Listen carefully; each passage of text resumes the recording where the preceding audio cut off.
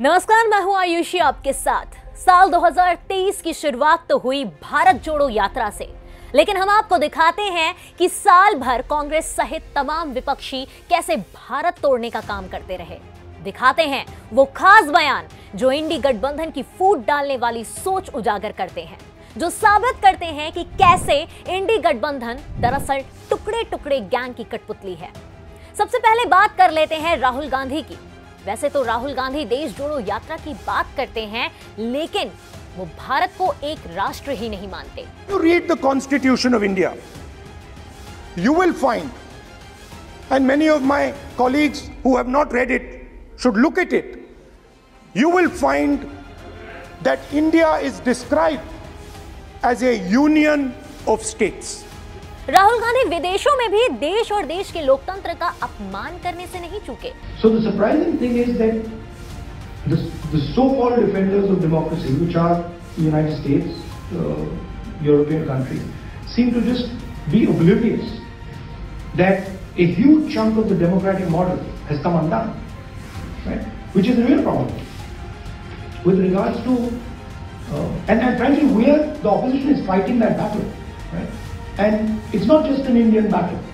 It's actually a much more important battle. It is a battle for a huge part of the democratic.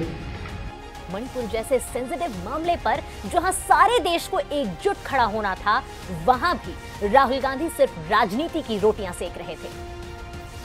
मैंने मणिपुर शब्द प्रयोग किया, मगर आज की सच्चाई ये है कि मणिपुर नहीं बचा है। मणिपुर को आपने दो भाग में कर दिया है।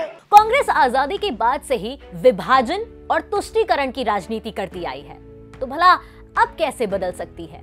चुनाव जीतने के लिए राहुल गांधी इतने डेस्परेट हो गए कि ओबीसी रिजर्वेशन का राग छेड़ दिया। इस देश में कितने ओबीसी हैं, कितने दलित हैं, कितने आदिवासी हैं, और उस सवाल का जवाब सिर्फ कास्ट सेंसस से मिल सकता है। जबकि राजीव गांधी के वक्त से कांग्रेस का ओबीसी रिजर्वेशन पर और कास्ट सेंसस पर रुख नेगेटिव रहा है, लेकिन जातिगत जनगणना के मुद्दे को जनता ने बुरी तरह नकार दिया।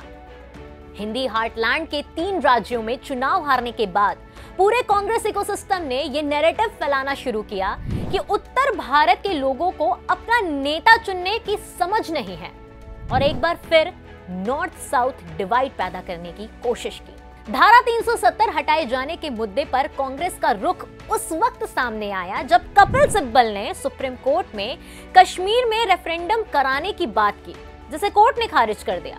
In Brexit, what happened? There was no constitutional provision seeking a referendum. Yeah. That's a political decision which was taken by the then government. Yeah. But within a constitution like ours, there is no question of a referendum. Congress के DNA में जातिवाद कैसे भरा है, इसका अंदाजा लगाना हो तो तेलंगाना के नए मुख्यमंत्री का बयान सुन लीजिए।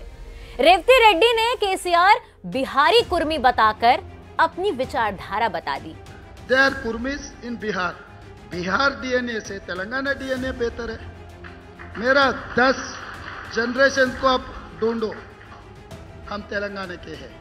ये तो बात हुई कांग्रेस की, लेकिन इंडी गठबंधन के दूसरे नेता भी धर्म, जातिवाद और क्षेत्रवाद फैलाकर देश को बांटने की कोशिश करते रहे। जिस देश की 80% आबादी हिंदू है, वहां साल की शुरुआत में ही आरजेडी के शिक्षा मंत्री चंद्रशेखर ने रामचरितमानस को नफरती ग्रंथ बता दिया। मनुस्मृति में एक बड़े तबका के खिलाफ 85% लोगों के खिलाफ अनेकों गालियां दी गई। एक युग में मनुस्मृति, दूसरे युग में रामचरितमानस और तीसरे युग में गुरु गोवलकर का बंच ऑफ थॉट। ये दुनिया को हमारे देश को, समाज को नफरत में बांटती है। तो भला समाजवादी पार्टी इस दौड़ में कैसे पीछे रहती?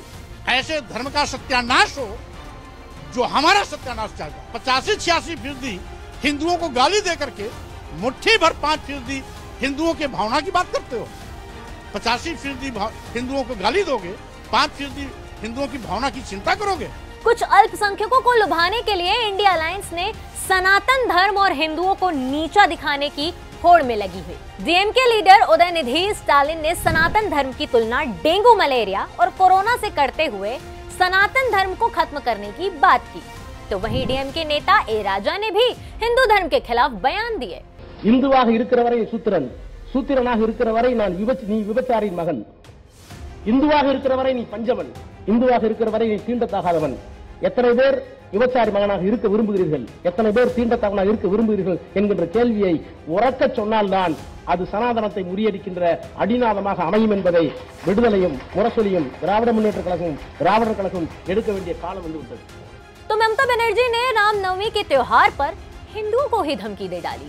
আমি রামনবমীর মিছিল আটকাবো না, কিন্তু মনে রাখো মিছিল আমরাও করবে, তোমরাও করবে। রমজান মাসও চলছে, রোজার মাসও চলছে। একটা মুসলিম এরিয়ায় গিয়ে হামলা করলে মনে রাখো তার বিরুদ্ধে আইনত পদক্ষেপ নেবে।